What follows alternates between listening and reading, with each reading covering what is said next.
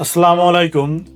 আমি সৈয়দ ইব্রাহিম ইরতেজা আপনাদেরকে salesman training এর এই অধ্যায়ে জানাবো আমাদের কাস্টমারের রিলেশনশিপটা কেমন হওয়া উচিত। একজন সেলসম্যান হিসেবে কাস্টমারের সাথে আমাদের কোন ধরনের আচার ব্যবহার মেনটেন করতে হবে, এই বিষয়গুলো কিন্তু আমরা এই অধ্যায়ে জানবো এবং এর মধ্যে থাকবে কিছু টিপস অ্যান্ড ট্রিক্স, যেটা দিয়ে আমরা আমাদের কাস্টমারকে আমরা লং টার্ম ধরে রাখতে পারবো, বিজনেসের গ্রোথ বাড়াতে পারবো এবং যে রিলেশনশিপটার কথা বলছি এটার মাধ্যমে আমার সাথে একজন সেলসম্যানের সাথে যেন কাস্টমারের একটা অনেক দিন যাবত একটা রিলেশন তৈরি হয়, সেই বিষয়টা নিয়েও আমরা কথা বলবো। ঠিক আছে, এখন ধরেন আমরা আমাদের কাস্টমার দোকানে আসলো। আমরা আগের ভিডিওতে বলেছি যে কাস্টমারের সাথে আমাদের কিভাবে একটা রিলেশন হবে, আমরা তাকে কোন নজরে দেখব, সেটা বন্ধুর নজরে নাকি আত্মীয় স্বজনের নজরে নাকি সন্তানের নজরে, এই যে বিষয়টা এটা প্রথমে আপনাদেরকে আগে সিলেক্ট করে নিতে হবে।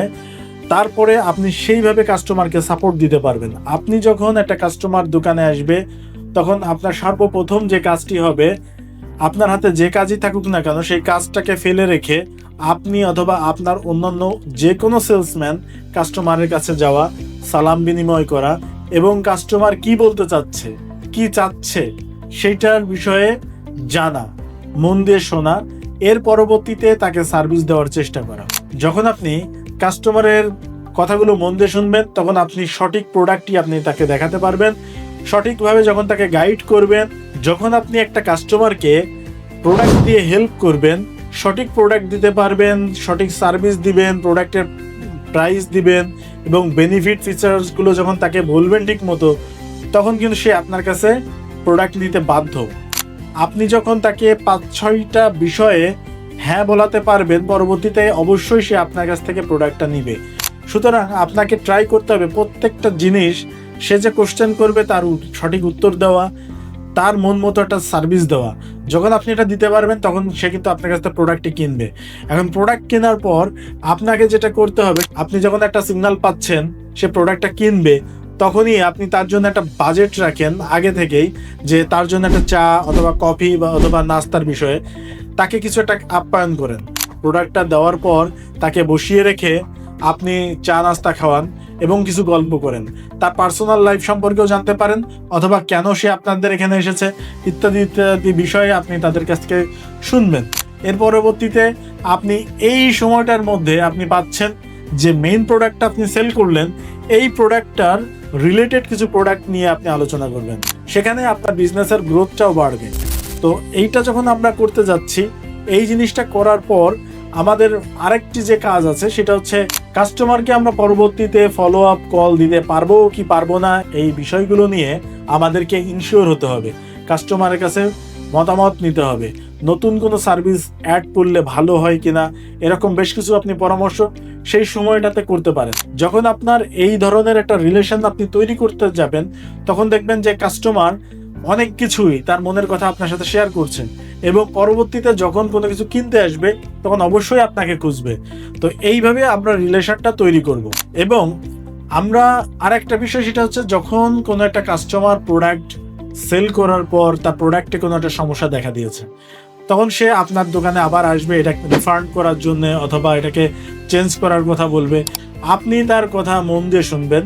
সে যেহেতু আপনার প্রোডাক্ট কিনে নিয়ে গেছে, আবারও আপনার কাছে আসছে কমপ্লেন জানাতে, এই জন্য তাকে আপনি একটা ধন্যবাদ দিবেন এবং আপনি তার কথা মন দিয়ে বুঝে শুনে তাকে একটা সুন্দর সার্ভিস দিবেন। কারণ আপনি যদি আজকে তাকে ঠিকমতো সার্ভিস দিতে পারেন, এই কাস্টমার এই গল্পটা আরও কয়েক জায়গায় বলবে, এই স্টোরি টেলিংয়ের মাধ্যমে আপনার কাস্টমার আরও বাড়বে এবং এই কাস্টমারই কিন্তু আপনার রিপিট হবে।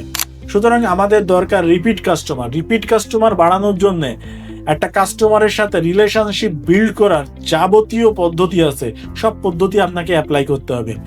আমরা আমাদের ভিডিওগুলোর মধ্যে সমস্ত ধরনের বিষয় বিস্তারিত বলতে পারি না, আমাদের বইয়ে আমরা এই বিষয়গুলো আরও আলোচনা করেছি।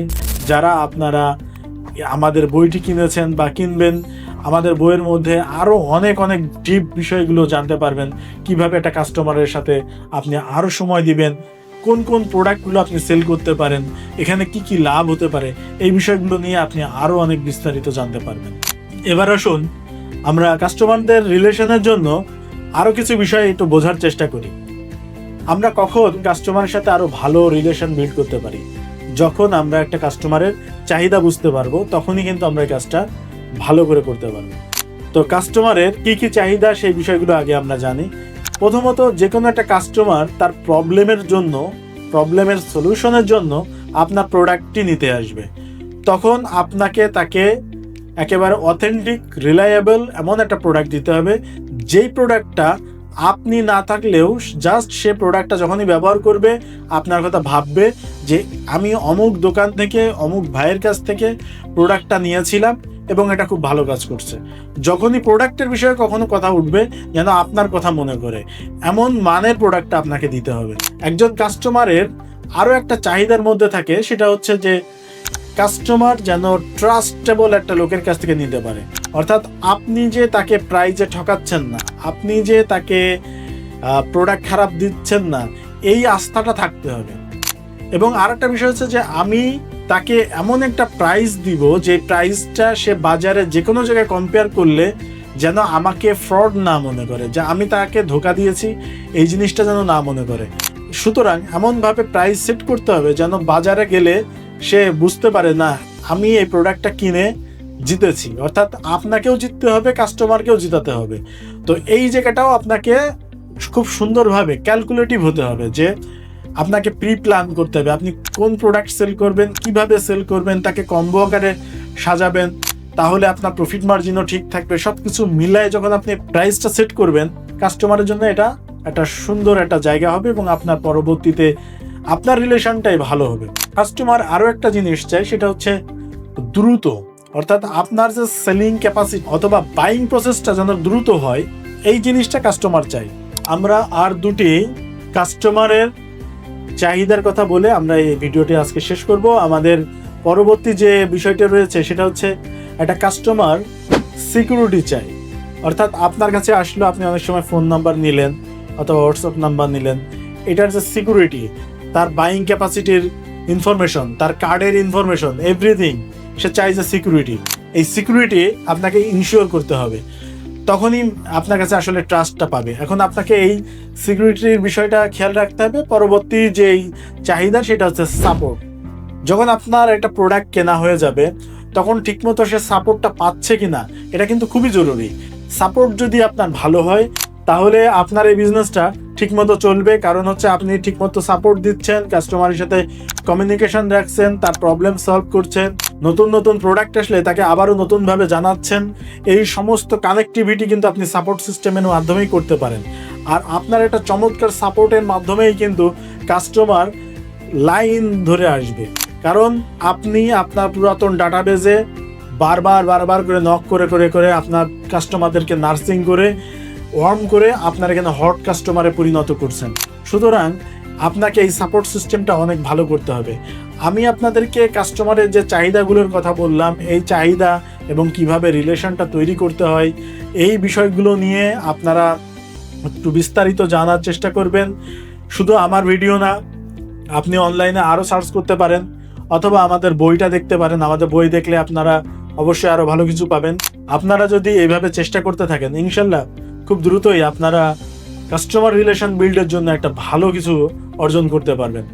আশা করি আপনারা আমাদের বইটি কিনবেন, আমাদের ট্রেনিংয়ে অংশগ্রহণ করবেন এবং আমাদের ভিডিওতে লাইক কমেন্ট দিবেন। আসসালামু আলাইকুম।